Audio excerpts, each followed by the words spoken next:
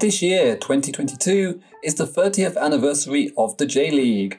It began in 1992 with the J.League Cup, before the first league season got underway on the 15th of May 1993. A day which is now known as J-League Day. 10 teams competed in the first season, and a lot has happened to them since then. So, in this video, I'll go through the original 10 J-League teams in the order that they finished the 1993 season, from 10th to 1st, and we'll find out what's happened to them since then. And just a quick explainer, the 1993 season was split into 2 stages, with the winners from each stage facing each other in a 2-leg final to decide the overall champion. So, let's find out what happened to the 10 original J-League teams.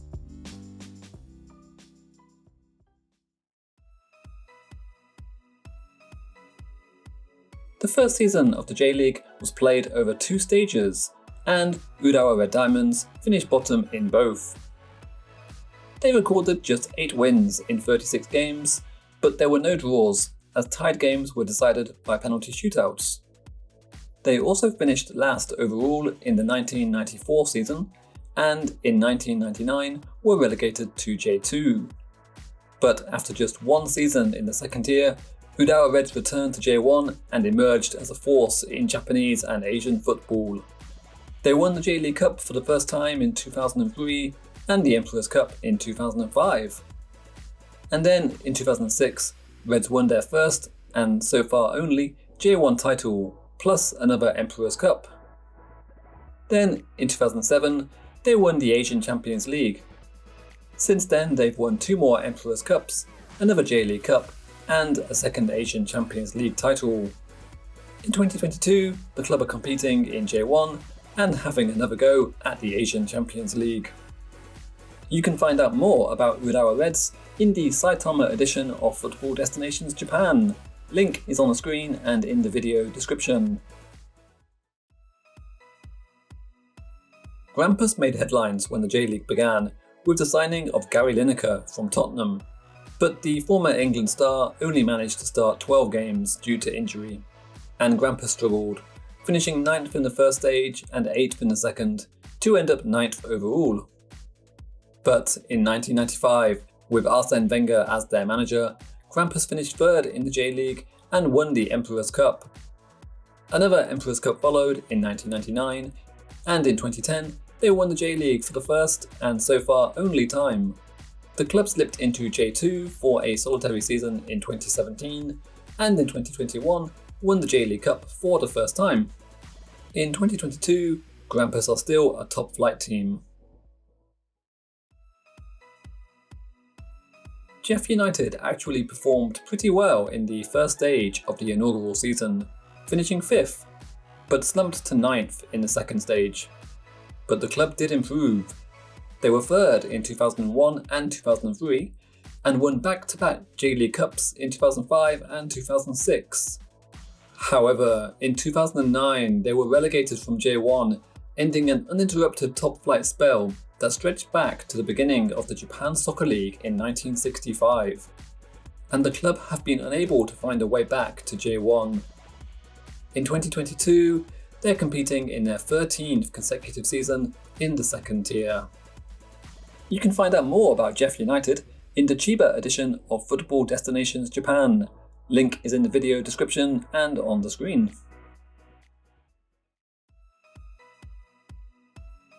Gamba were 8th in the first stage and 6th in the second stage of the inaugural J-League season. But by the early 2000s they were a major contender.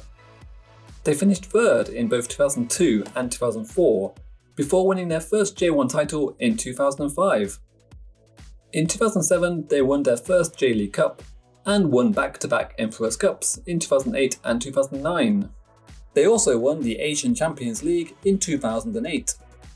In 2012, Gamba were relegated to J2, but incredibly bounced back to win the J2 title in 2013, and then the J1 title in 2014. They even completed the domestic treble in 2014, winning both the Emperor's Cup and J-League Cup as well. In 2022, Gamba are still competing in J1.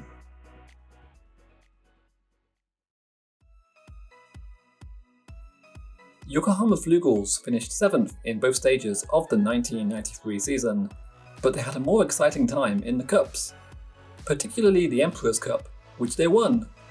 And in 1995, they also won the Asian Cup Winners' Cup. Their league form also improved, with the highest place finish of 3rd in 1996. And on January 1st, 1999, they won their second Emperor's Cup. But it was also their last ever game.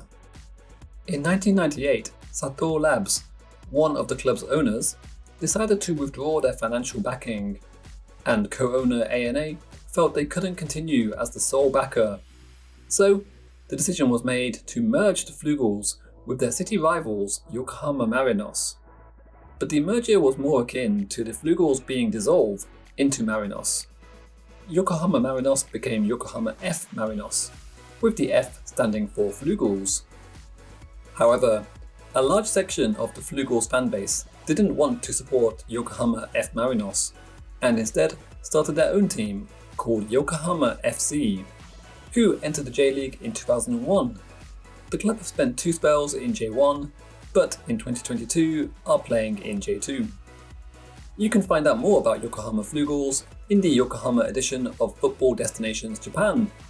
The link is on the screen and in the video description.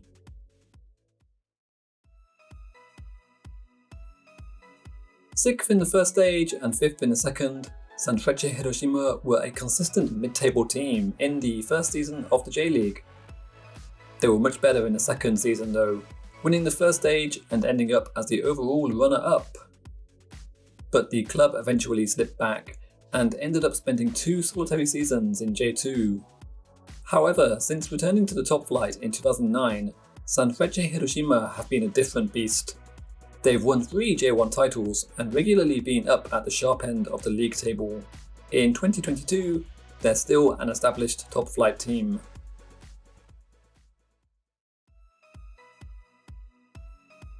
Yokohama Marinos finished 3rd in both stages of the inaugural season, and by 1995, they were champions. Since then, they've continued to be a strong force in Japanese football. They won the J-League Cup in 2001 and back-to-back J1 titles in 2003 and 2004. They were J1 runners-up and Emperor's Cup winners in 2013, and Ange Postecoglou took them to their 4th league title in 2019. As previously mentioned, the club took the letter F into their name in 1999, following the dissolution of Yokohama Flugels. In 2022, Marinos are still a force in J1, and are one of only 2 founding J-League members to have never been relegated from the top flight.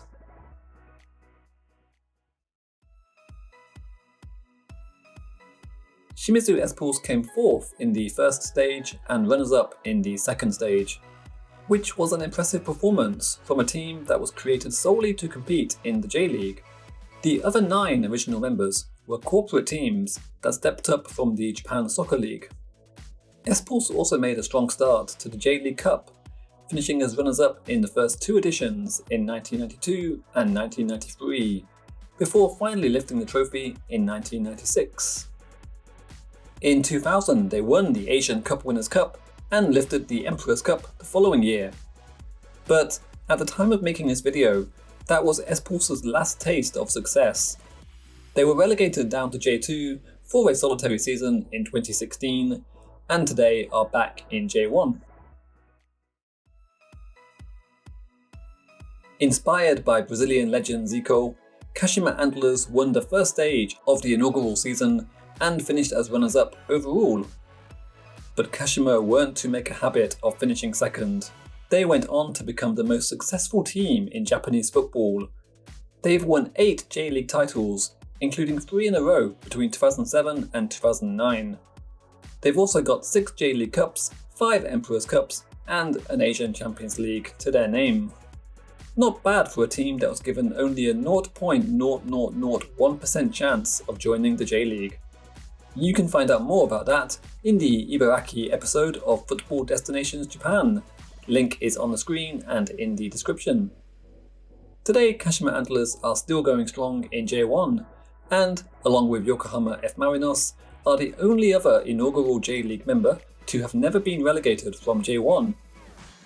Oh, and Zico is now the club's director of football, and has his own statue outside the stadium.